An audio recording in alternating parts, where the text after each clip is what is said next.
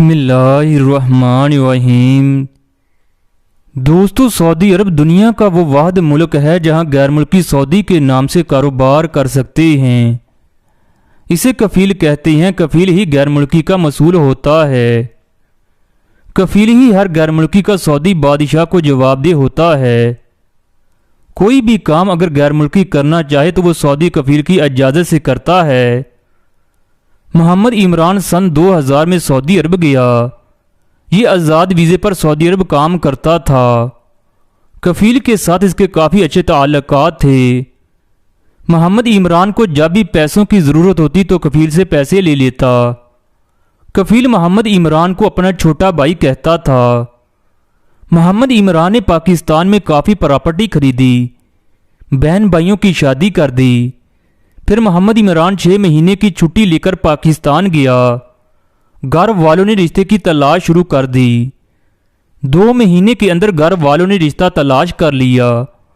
इस तरह उसकी शादी हो गई। उसको पढ़ी लिखी और इंतहाई खूबसूरत बीवी मिल गई।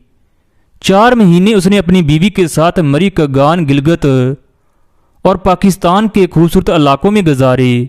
इस तरह मोहम्मद इमरान की ज़िंदगी के ये इंतहाई हसीन दिन बन गए। फिर वो लम्हा भी आ गया जब परदेश में जाने वाला गमगीन और परेशान होता है, लेकिन उसे अपने घर को चलाने के लिए और पेट की आग को बुझाने के लिए ना चाहते हुए भी परदेश जाना पड़ता है। चनाचा मोहम्मद इमरान दिल पर पत्थर रखकर रवाना हो गया।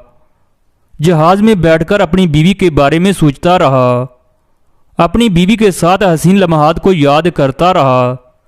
इमरान बार बार मोबाइल में उसकी तस्वीर को देखता रहा।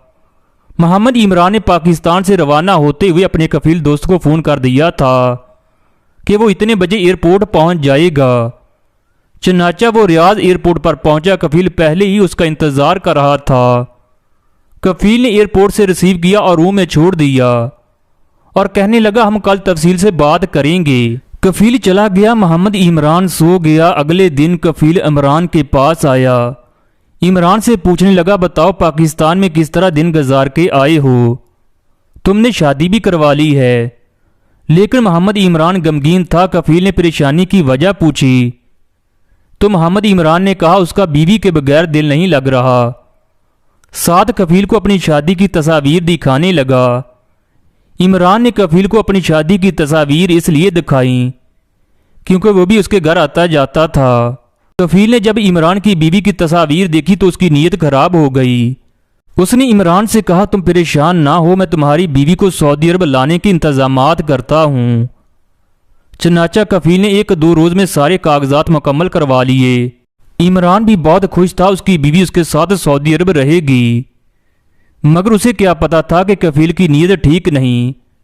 15 तारीख को उसकी बीवी की सीट कन्फर्म हो गई। 14 तारीख को कफील ने मोहम्मद इमरान को चोरी के इल्ज़ाम में पकड़वा दिया।